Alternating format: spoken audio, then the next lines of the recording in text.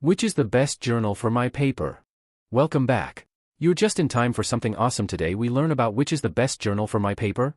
And before dive in, if you need good help into more understanding about it and need a genius writer, a brainy tutor, or a data analyst, Intudo for you has them all. It's like having a research dream team on demand. So visit it right now. And if you are new here, then subscribe now for more amazing video just like that. All right, let's talk about something that's a huge deal for every single researcher out there, getting your work published. It's a massive part of your career, and today we're going to map out that whole journey from start to finish. So, you've put in the hours, you've got the data, and you are so ready to get your discoveries out into the world. But the big question is, now what? Where do you even begin? Look, I get it. The whole publishing thing can feel like trying to find your way through a maze, right? But honestly, it's better to think of it as a journey. And any good journey just needs a map. So let's start drawing one up together. Okay, first things first. One of the biggest mistakes, and I mean everyone, from new PhDs to seasoned pros can make this, is sending your masterpiece to the wrong journal. It's a huge headache, wastes your time, and just kills your momentum. Our mission, right now, is to make sure that doesn't happen to you. So, how do we find that perfect home for your paper? Well, the map we're using is all about data. We're going to kick things off by getting a handle on journal metrics. First up is something called the Simago Journal Rank, or SJR for short. The big idea here is super simple. It's all about quality over quantity. Think of it like this. A citation from a really prestigious journal gives a bigger boost than one from a lesser-known one. SJR is all about weighing that prestige. If you find any stressed about its understanding, just explore Intudo for you for personalized guidance and support on your journey. Our expert guides are here to help you every step of the way. Just visit and start your path to success. So why should you care about SJR? Well, for one, it's totally free. No paywalls, which is awesome. It also covers pretty much every academic field you can think of. But the real game changer? It lets you compare journals from different disciplines. If your work sits between fields, that is an absolute lifesaver.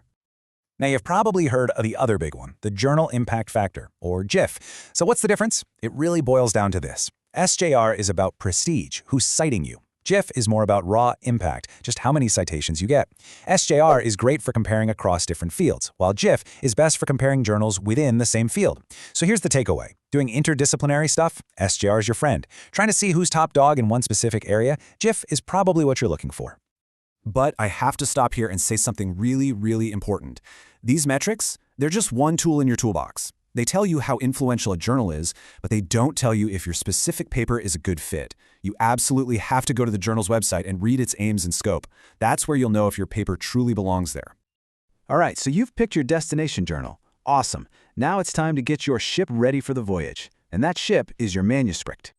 You'll find that most scientific papers are built on a framework called IMRAD. And it's not just some random set of rules. It's super logical. It basically walks the reader through your research journey.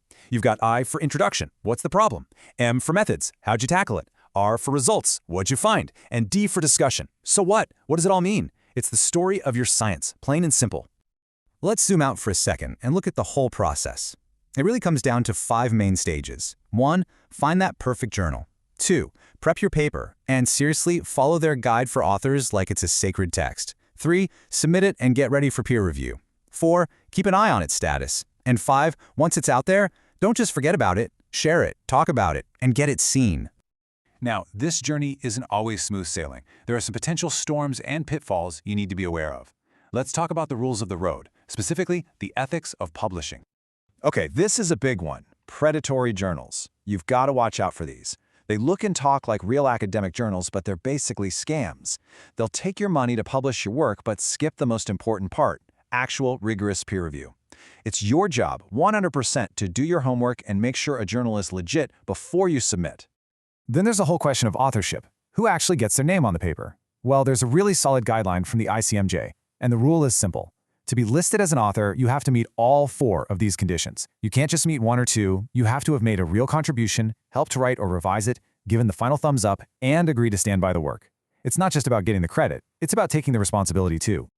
So you did it. Your paper is accepted. It's published. But wait, the journey isn't quite over. Now we need to think about its life out in the world, its legacy.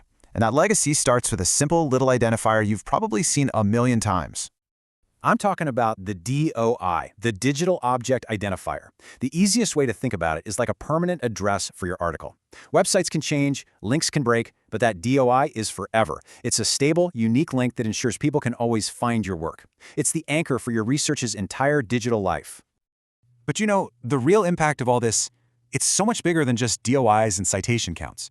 It's about who gets to shape what we, as a society, consider knowledge. This quote from Nahal Nasser really hits home. It reminds us that publishing isn't just a neutral process. It has a history, and it has power. It can amplify some voices and silence others. So as you embark on this journey, the ultimate question isn't just, can I get published? The real question is, why am I doing this? Your work has the potential to add a new voice, to challenge old ideas, and to push boundaries.